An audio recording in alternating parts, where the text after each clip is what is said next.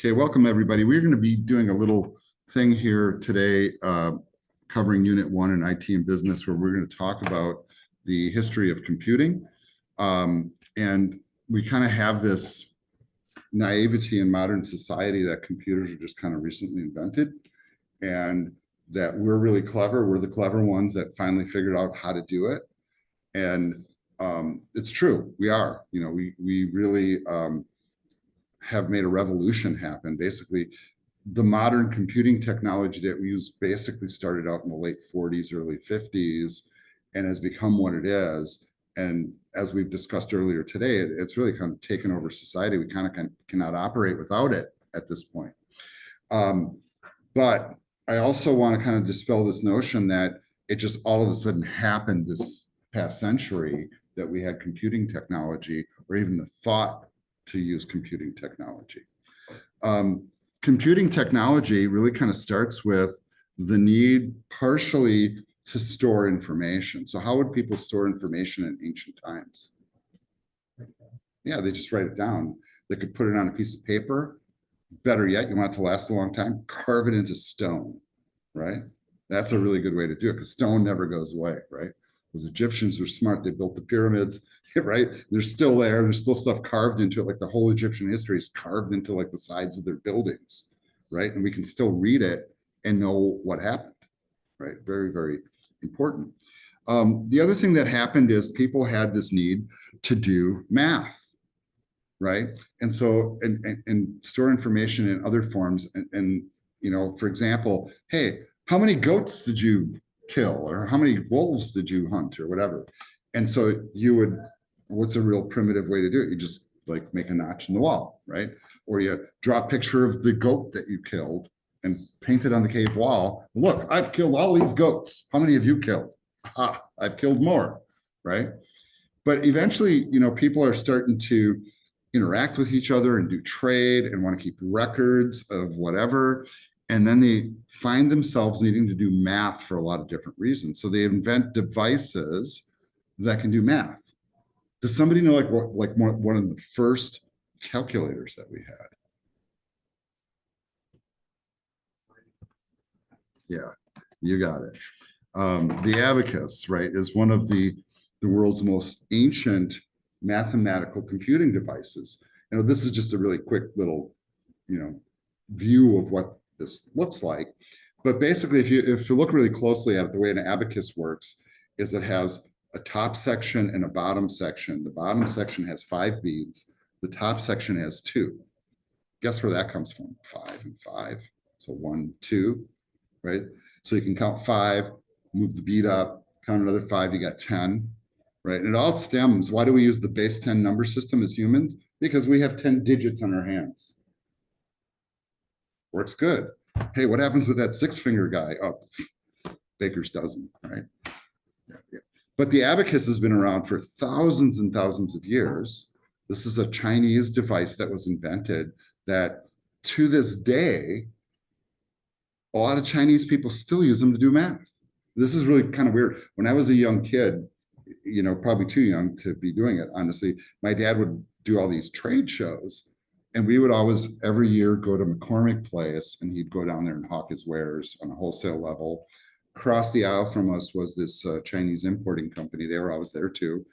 And my dad grew up in the marketplaces of Greece, like selling fish. Like they would bring fish in off the boat. He would sit at the thing, and they would like, all right, that's like $20 a kilo or whatever the price was, and they'd throw it on a scale, and they didn't have a calculator, so he had to take whatever the weight was, do the math either in his head or on a piece of paper and say that's 450, and then charge the customer. So he was really good, like taking columns of numbers, and he could like faster than I could type the stuff into the calculator. He could just go 4265 142, and I'm still typing the second number in the calculator. You know what I mean? Because he's like really fast on his feet with math, because he had to be, because he worked in a marketplace, right? And you didn't want to get ripped off, right?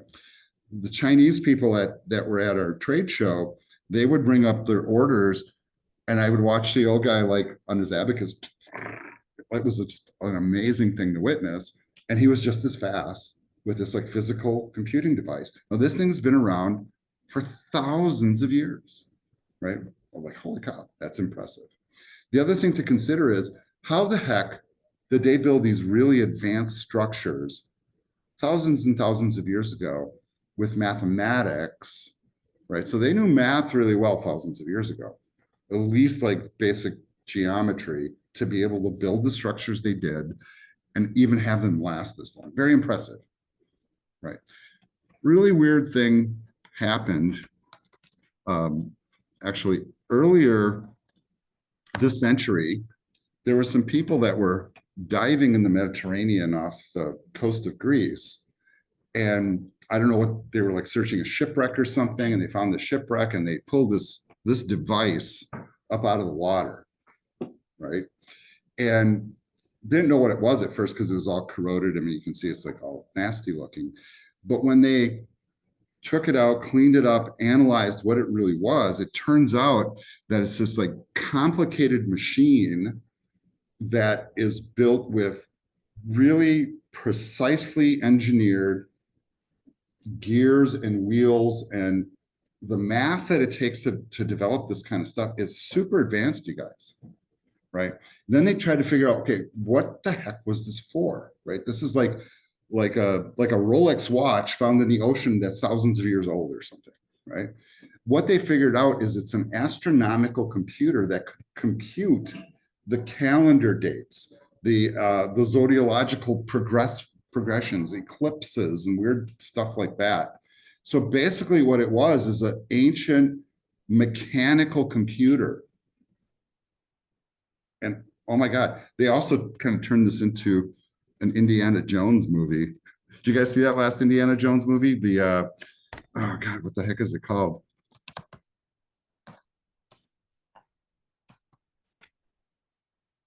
It's one of those, right? Oh, I know what it is. Dial of Destiny. So they did a Indiana Jones movie with it where they're working with that device. And in that movie, I think it was a time machine or something goofy like that. But here's kind of the crazy thinking. How did these ancient people get smart enough to build this device that does these advanced calculations? These are not like low-end calculations, folks. These are really high-end calculations. When they didn't have electricity, they didn't have, calculators and computers to figure this stuff out. Here's what they're coming up with, that if they had ones that did astrological stuff, they probably had ones that did advanced mathematics. They probably had ones that whatever. If they were smart enough to build that, they probably built other ones. They just didn't last, right? The only reason this one was preserved is because it was in the water in the ocean, buried in the muck, and it's an oxygen-free environment and it didn't degrade. But the concepts really are not new at all. These people are smart. They've been smart for a really long time. However, we went through periods of time where some knowledge was lost. And this is kind of weird, like all the knowledge that the Greeks developed, for example, was kind of lost to time because the Roman Empire, which stole a lot of it, then got invaded by barbarians and stuff, and that got all ripped apart. And a lot of the knowledge that was retained by the Europeans was actually kept by the people in the Middle East. So like the Babylonians and the Sumerians and the Persians and stuff kept all that Greek knowledge. And then after the Dark Ages, that kind of all started coming back.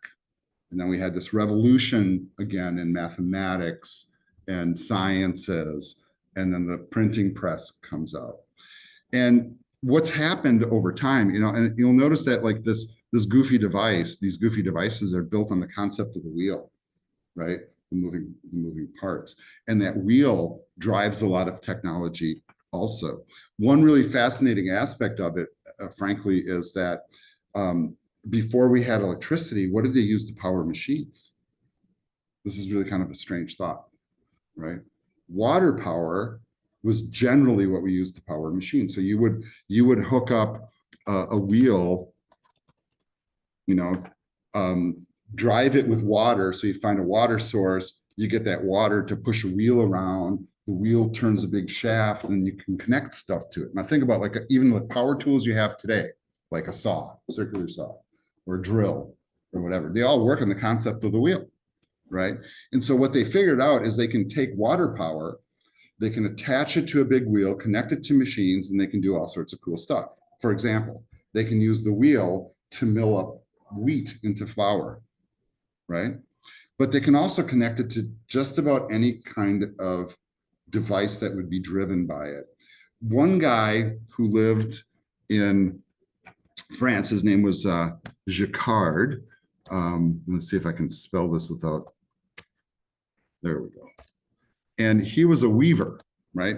And what he did is he took mill wheel power and connected it up to his loom. And if you guys aren't familiar, I mean, these are looms here, but basically what a loom is a device that you can put threads through, and you get like these like sheets of threads that come down and they kind of alternate with each other. And then you shoot a thread through and then the machine makes it go like this the other way, and the thread goes through and they can like turn it into a rug or a tapestry or clothing or fabric or whatever, right?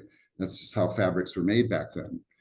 What he figured out how to do is something that came out of necessity. So like he knew how to weave a thing, and basically somebody say, hey man, I need a rug. So okay, I can weave you a rug, I can do that. And he would put it in the machine and he'd just kind of do it custom and make up the patterns.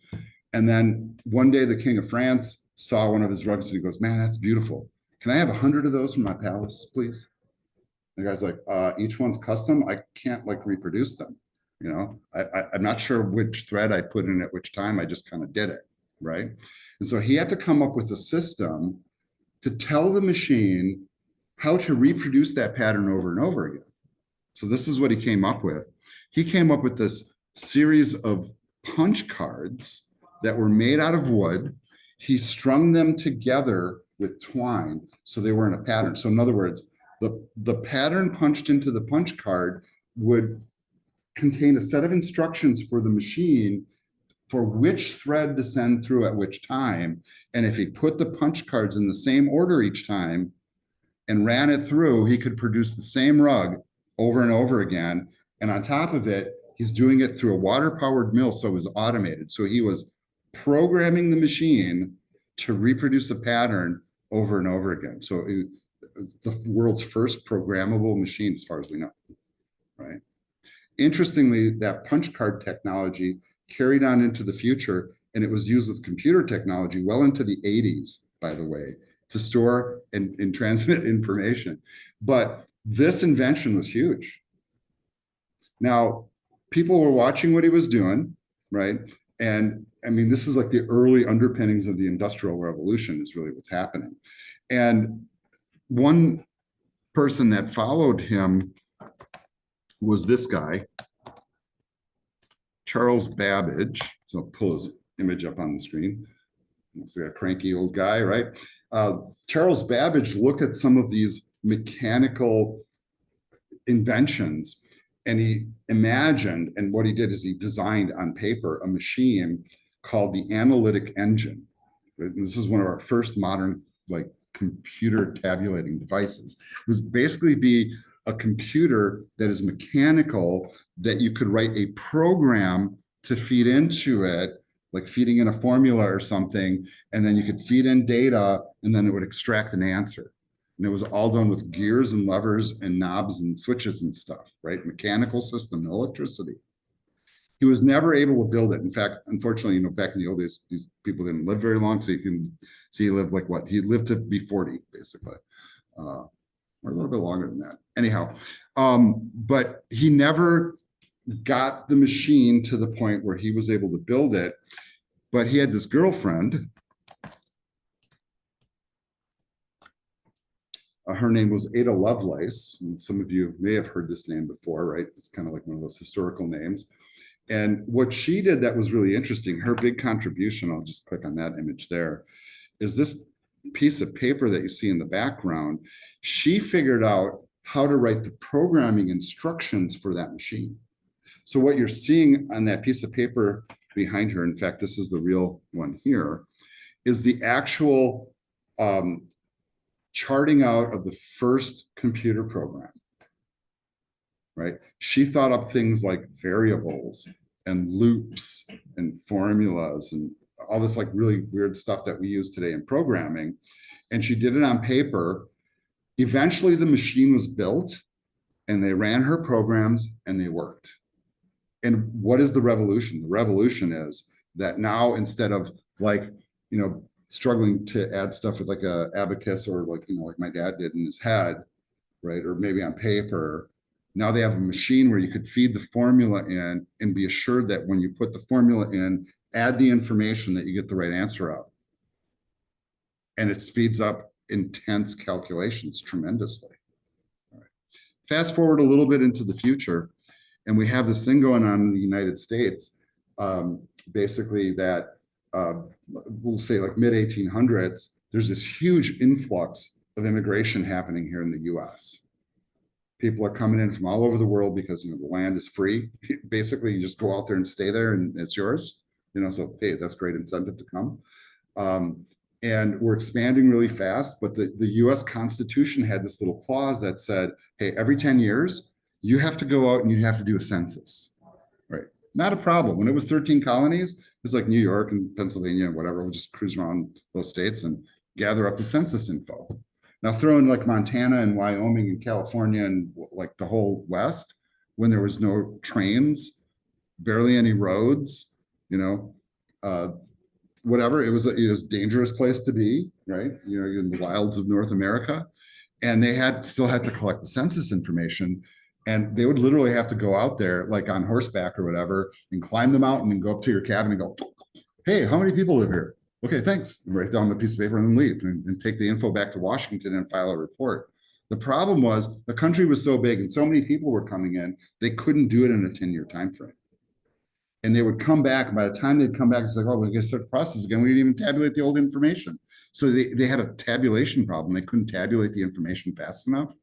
So they took that punch card idea, and this guy, Herman Hollerith, nice mustache, by the way, invented this device here, which allowed the census takers to take the information that they gathered, punch it into these cardboard cards that would then feed into the machine, and then the machine, running the same kind of tabulation stuff that Charles Babbage had in his analytic engine, would tabulate the totals. So they would just they would get the info, punch it in the card, make a stack of them, put it in the machine, let the machine run, and then the machine would display with like dials and levers what the count was. Amazing. Years of tabulation were now brought down to like a month or something insane like that. That invention, the punch card and the tabulating machine, was the foundations of a company called IBM. That's how IBM started in the late 1800s. Company is still around.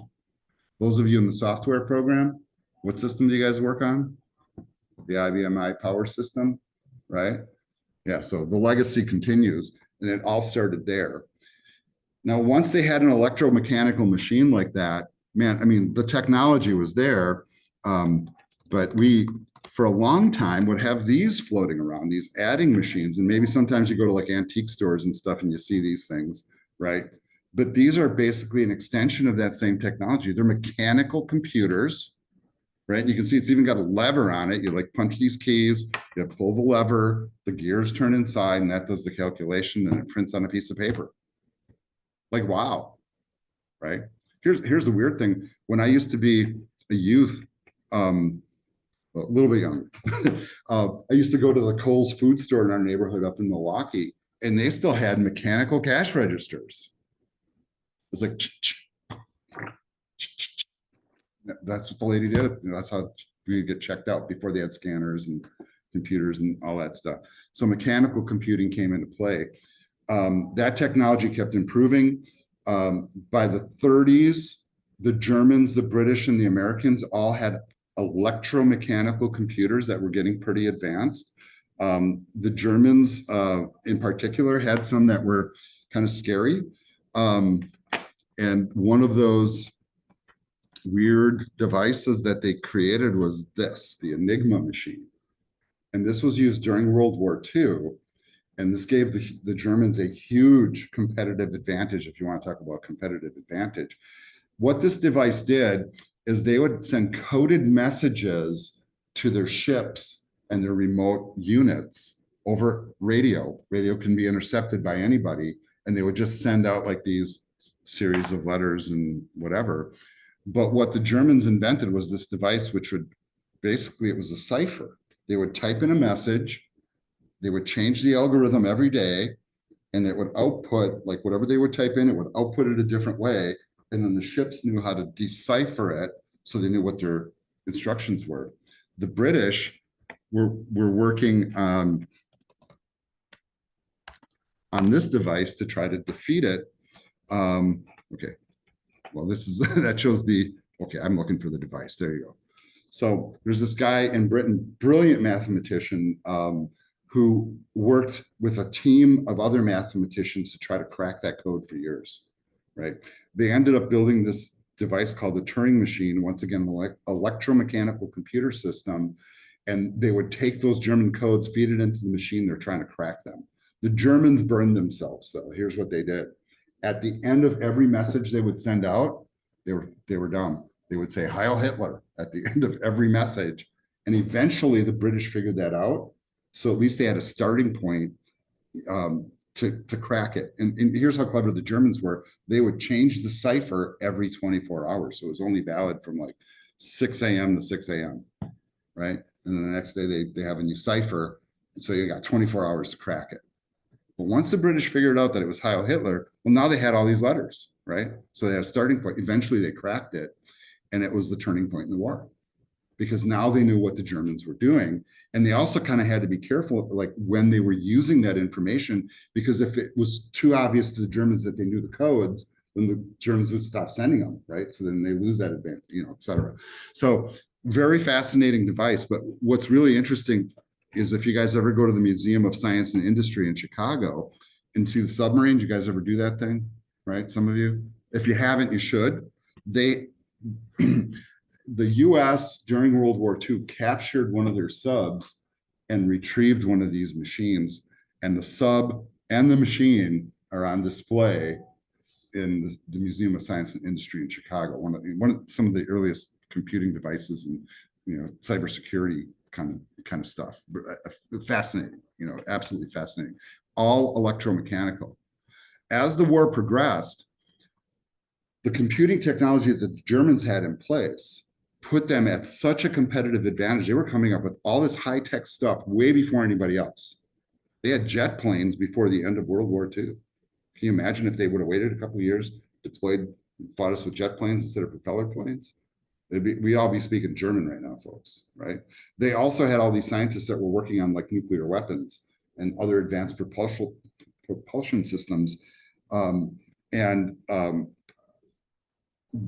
As the war kind of eroded on, both the Russians and the US grabbed a lot of the scientists that were working on those things and brought them in here to the US, which I think was fascinating.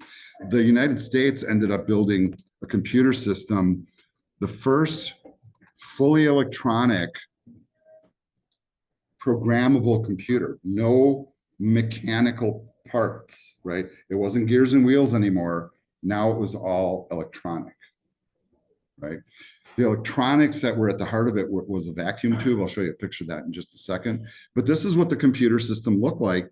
It literally occupied a whole room because it was driven with vacuum tubes, which are like light bulbs, basically. Vacuum tube creates a lot of heat. They had to have 5 central air conditioners cooling that room down so that people could go in there and work. The way they would program the machine is by just taking patch cables and plugging from one spot to another, or flipping a switch, and then they would, that was the programming, and they would run the program, and the output would be lights lit up on a display. There's no keyboard, no mouse, no display, none of that stuff. However, this allowed us to do calculations at a much faster rate and gave us the ability to calculate stuff, to do things like create rockets, right? To figure out trajectories, like when you launch a missile and you got to launch it somewhere and it's got to land like 1,000 miles away and take somebody out, your math's got to be pretty on, and it's pretty advanced math, right? So you can't like do that by hand and go, oops, I missed, and we got the wrong city. You know, it's got to be precise, right? So that's why they came up with these machines. But the technology that drove it was the vacuum tube, and this is what a vacuum tube looks like. There's literally thousands of these vacuum tubes. Very inefficient, but they did work. I don't know if anybody's here is a musician, but vacuum tubes are still around, right? Like guitar amps, right? I mean, you want a vacuum tube in your guitar amp ultimately. But that was the tech that drove it. Here's kind of another interesting little thing. Okay, have you guys ever heard the term debugging a computer? There's a reason for that. And I don't know if it was the ENIAC system. It might have been like the Mark II. Yeah, the Mark I system. So this is actually a picture of the logbooks. They were running this computer at Harvard, which is kind of a clone of the ENIAC system. And one day it wasn't working. Like the program wasn't running correctly. Like, what's going on? I can't figure it out. And then they had to go into the machine and try to like look and see what was wrong, right? And eventually one of the techs figured out that, oh man, this moth got into one of the relays and was shorting it out. So he had to remove the bug from the computer. So he debugged the computer. So that's why we call it debugging. It's goofy, right? But there's the first computer bug right there, you guys. The vacuum tubes eventually moved on to this technology. They came up with what we call solid state technology. Vacuum tubes are filled with like inert gases, and you electrify them to do whatever it does. Somebody figured out how to build transistors, which were much, much smaller than vacuum tubes and a lot more electrically efficient. So they were able to take that room-sized computer and now boil it down to something the size of a refrigerator, right? Still does the same stuff. Transistors are what made that happen. Transistors were kind of ramped up to higher levels, and then we got what we call, let's see if I can spell it right, integrated circuits, where they would take a bunch of transistors and put them on the same silicon chip.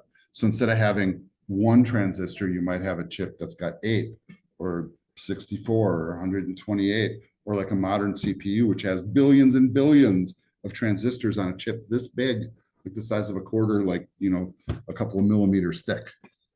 Amazing, right? So that led to our CPUs, modern CPUs, which are basically an extension of all that technology. So we went from vacuum tubes to like this kind of CPU by the time that we were in the 70s. And then the microcomputer revolution started happening, right? When was the first, you know, like normalish kind of computer built? See what it comes up with for searches. Well, they show the Apple, but the truth is there was a machine called the Altair Basic, and that's not a low-end Mac, but that's an Altair Basic right there, this one I'm hovering over right now. And you can see, kind of like ENIAC, no keyboard, no mouse, no printer, you know, no screen. It was just lights on the thing, and you would like flip switches. You could program it. It did cost back then, consumers could buy it, cost about $5,000-$6,000 at a time when a brand new car costs like $1,500, right? So not everybody owned one. Eventually, you know, these guys here, right? And we'll change personal to Apple, right? These couple of guys built Steve Wozniak and Steve Jobs literally in a garage buying parts from like Radio Shack and Heathkit, like off-the-shelf parts, put together the first Apple computer, which they put into a wooden case. The output went to a TV monitor, right, through an RCA plug or whatever.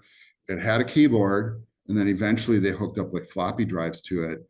And, you know, I had an Apple IIe, which kind of looked like this. And that one had dual 5.5-inch floppy drives. This is in the 80s, mind you, right? But the microcomputer revolution had started. And then by 1984, they came out with Macintosh, right? And I'm not trying to ignore all that IBM PCs and stuff, but Macs happened first, folks, right? Apples and Macs happened first. There was also Commodores and Tandy computers. I'm trying to think of like, there's a few of them that were out there. What I do find really interesting is most of the modern computing concepts that we're used to today were fully in place by 1984, right? With the Macintosh. The Macintosh had a mouse, revolutionary, right? They didn't develop it. Xerox Corporation actually developed it, but it had a graphical operating system with Windows, a little trash can, right? You can run more than one program at a time on the screen, and you can mouse around, just all the stuff we do today, right? And it was 1984. I think that's what's really fascinating, though, is if you want to get like a really cool little perspective on history here, take us over to YouTube for a second.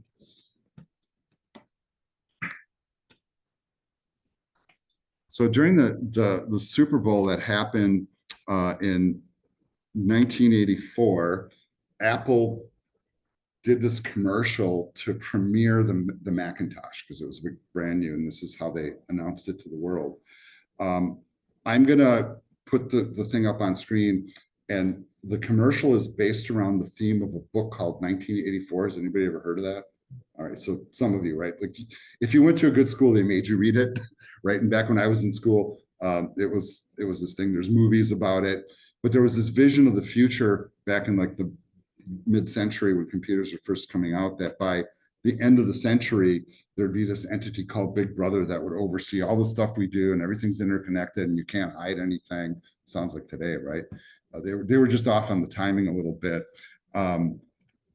but this is really a very. I was a Kamala Harris supporter. That changed after an illegal. Sorry about that. All right, we should probably not have that up on screen during a recorded session here. All right, I can't really block it out at this point. Not my choice for that. On January 24th, Apple Computer will introduce Macintosh, and you'll see why 1984 won't be like 1984. Oh, that was the end of it. That was it? Yeah, great. Please welcome Björk. All right, thanks, Björk. All right, let's go back. I want to see the whole thing. So it was playing while I was, all right. All right, here we go. Today we celebrate the first glorious anniversary of the Information Purification Directives. We have created, for the first time in all history, a garden of pure ideology, where each worker may bloom, secure from the pests, obeying contradictory thoughts. Unification of thoughts is more powerful a weapon than any fleet or army on earth. We are one people, with one will, one resolve, one cause. Our enemies shall talk themselves to death, and we will bury them with their own confusion. We shall prevail. On January 24th, Apple Computer will introduce Macintosh, and you'll see why 1984 won't be like 1984. All right, so really the implication of this is that there's this little kind of war that was happening at the time, because there were people like Bill Gates, right, who were developing Microsoft, and IBM was developing personal computers as well. And so, but the IBM computers were really, really primitive. They were green screen kind of machines. And here comes this Macintosh with like Windows and clicks and all that stuff that we're used to now, way, way, way ahead of the curve. It took Windows almost a decade to catch up to what Macintosh was doing. That's how far ahead they were, right? Today, Apple is the most cash-rich company on the planet, by the way. They have more cash on hand than any other company, right? And I am a huge fan of their products. I'm not trying to necessarily promote them, but they were that far ahead technologically, at least on the consumer level of the computer. And what they were really bucking against was this concept of like companies like IBM that have been around for like over 100 years, and we're trying to basically coerce you into computing in certain ways and then making you pay a fortune for it on top of it, and not really giving you all the functionality and stuff that you need. And so they were kind of bucking against this proprietary approach. Apple's are proprietary too, but the concepts of what like Bill Gates did, where he took like operating systems and both licensed them and sold them to consumers directly, was brilliant. He made a fortune, right? One of the richest people on the planet. All right, I think I'm going to kind of cap the history here, because once we move forward from that, you know, I think you guys are probably pretty in tune to where we are now, but there was a time that, you know, we didn't have the tech that we have now. It kind of seemingly popped up out of nowhere, but it did have a progression and a pattern. And there's also strong evidence that ancient people must have had some sort of technology like that too, but it was not done the same way. And we don't really know how it was done. But I think that history will ultimately reveal that ancient people had this stuff as well. And that's why they were able to do what they did and why their knowledge still persists. I'm pretty excited for all of you guys because now you guys are entering into this world where, I mean, I don't know your ages, but some of you probably grew up with an iPad in your hand. You know, I know my kids did, right? They were on technology really quick. So you already have it embraced. It's not like you're learning it from scratch.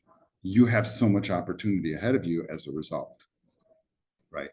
Looking at where it came from, though, is important to show you that, and here's why I do this, because back then, if you would have looked at this and said, man, wow, okay, this is pretty intense. I could never do that. That's way too complicated, right? But the reality is there's just tons of opportunity in this even still. We're still at the beginning.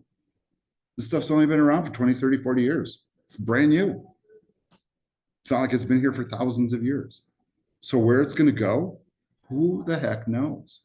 Artificial intelligence is happening. You can buy robots that you can have in your home now, right? We got like Ring doorbells everywhere. Everybody's carrying a phone around on them. You know, cameras are everywhere. We're all interconnected. We rely on it completely. Do you think there will not be work in this stuff? Isn't it the smart thing to get trained and do this work because this is where the future is? I mean, come on, it's a no-brainer, right? I mean, that's how I see it. So if you have the mindset when you come into this field and you go, oh, it's kind of too late, it's already all happened. No, it's just starting. We are on the precipice of an explosion in technology. And if you think it's already happened, it is just starting, I'm telling you. Just the data centers you're building in Racine County alone are mind-boggling. They're going to be one of the world's largest data centers right here in this county. I mean, that's mind-boggling to me, right? You think there's not going to be opportunity for you guys? There's going to be. Absolutely. All right. So that's my little dog and pony show on this. Recording will stop here.